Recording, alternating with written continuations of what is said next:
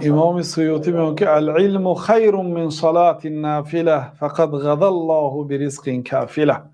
علم از نماز نافله بهتر است. یک آدم 1000 رکعت شبانه بعدی خفتن تا بامداد نماز میخونه، یک آدم علم آموزه، یک حدیث حفظ میکند، میفهمد، مینویسد، میخواند، معناش میفهمد، تمام کی کرده یک حدیثی دیگر. خلاصه تا سحر یکتش علم آموزد، یکتش نماز میخوند. اونه که علم آموخت بهتر است. برای چی؟ برای اینکه علم او فایدهش به دیگرها میرسد و الله تعالی رو با علم عبادت میکند. یک آدم اومد نماز خواند، بعد اومده به پیامبر صلی الله علیه و سلام سلام داد، خیلی که در صحیح بخاری مسلم است. پیامبر صلی الله علیه و سلام به سلامش علیک گرفتن، گفتن که ارجع فصلی فانک لم تصلی. رفته نماز خواند، دیگه تو نماز نخواندی. گفتن 3 مراتبه هم خیل کرد. رفته نماز میخوند، گشته میومد میگفتن که تو نماز نخواندی. اون نماز خواند لیکن نخواندی میگفتن. یعنی خواند و حکمی نخواندگی رو میگیره، چون که به علم طهارتتان نادرست است، به علم نمازتان نادرست. چقدر آدم‌ها حج کردن، $5000 $6000 صرف کردن، رفتن 1 ماه وقت صرف کردن، مشقت کشیدن، حجشون باطل است. چون به علم حج کردن، نمیدونن کدام کار رو باید اجرا کنن، کدام کار رو باید اجرا نکنن. علم بسیار چیزی مهم است برادرای عزیز. بنابراین همیشه یعنی که به طلب علم وقت جدا کنید، علم آموزید. کسی که کمبغل است الله تعالی او رو بی حاجت میکند ان شاء الله. هیچ گپی ندارد کمبغلی. همه امام ها کمبغل بودن. امام بخاری گاه روزش آمد علف خوردن، گیاه خوردن، از صحرا یافته. امام مالک مجبور شدن چوبهای غوث در بالای خانه هست کو، چوبهای غوث، همون چوبهای فروختن. نو چوبهای باریک خریده موندن و بر بالا شاخ گذاشتن، شاخ درخت خرما. چوب غوث فروختن پول به. برای چی؟ برای تعلیم علم. برای خود امام ابن جریر طبری میگم من مجبور شدم کرتم تگمش کشادم، یعنی برای فروختن. یعنی که علما بسیار عذاب کشیده هستند که اکثری علما یتیم بودن. امام احمد یتیم، امام بخاری یتیم، ابو هریره یتیم، هر کسی، ابن حجر یتیم، سیوطی یتیم، ابن الجوزی یتیم. ببینید 3 آدم کتاب زیاد نوشته است در دنیا، 2 تاش یتیم بود. یتیم پدرش نیست، کمبغل. علم آموختن.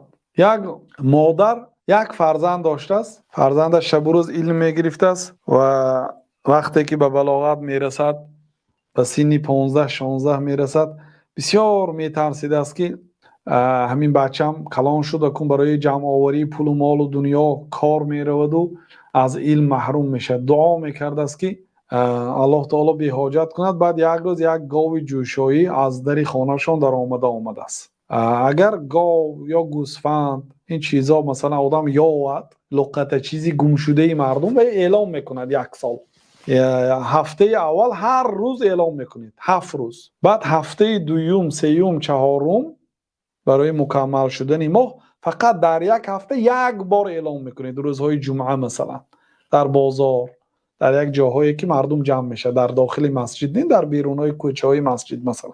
یعنی 7 مراتبه هفته اول، 3 هفته دیگر 1 مراتبگی، 10 مراتبه در ماه اول، در 11 ماه دیگر 1 مراتبگی، 11 مراتبه. 11 جمع 10 یعنی که همگی در مدت 1 سال 21 بار اعلام میدید که من یک مال یافتم، کسی اگر صاحبش باشد بیاید. بعد رنگ و روی مال و حالا میپرسید از وی چی مال گم کردی؟ مال نمیگوید که گاو بود یا مثلا ماده بود، نر بود، نمیگوید. از وی سوال میکنید، اگر سوالش موافقت کند بعد صاحبش میده. اگر نبیاید صاحبش، اون مال در خانه شما میایستد. خلاصه یک گاو در آمده است. بعد سحر همون یک کتابش میگرفته است همراهش، به صحرا میرفته است. گاو در پیش مثلا چراگاه به علف میبندد و کتاب میخونه. هر بار که گرسنه بود همون شیر کمتر 1 کف میجوشیده است میخورده است. بعد یک بار میگیرد به اونجا میبندد گاو رو، کتاب میخونه.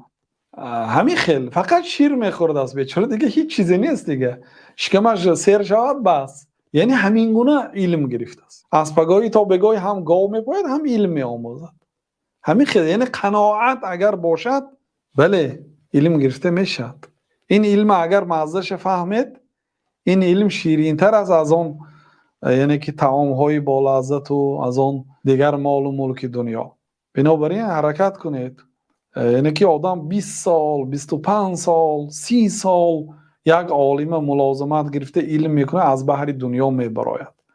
بله بعد خوب است برای آن تاجرها، برای آنهایی که اهل زکات هستند، به این گونه طالب علمایی که فقیر هستند علم می آموزند فردا به امت علم می رسانند، برای اینها زکات دهند.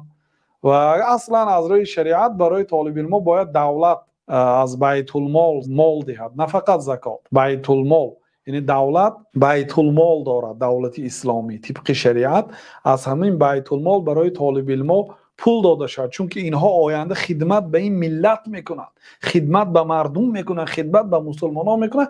باید مزد طلب علم، من این روزها مثلا مکافاه استیپندیه میگم که همون برای چی بر دولت ها میتید؟ برای کادرها، برای تا دانشجوها، برای چی میده؟ برای اینکه آنها آینده ملت هستند، آینده اینها خدمت به این دولت، خدمت به این ملت میکنند، برای دولت آنها از پول خودش میخواند. فهمیدید؟ اصلا همین خیلی است. لیکن وقتی که این اصل کی نیست، دولت برای طالب علم ها پول جدا نمیکند، برعکس زندان میشه اگر علم شریعت آموزی، در این حالت یعنی که سوداگرها، اونهایی که صاحب پول و مال هستند، باید از زکات برای این گونه آدم ها دهند.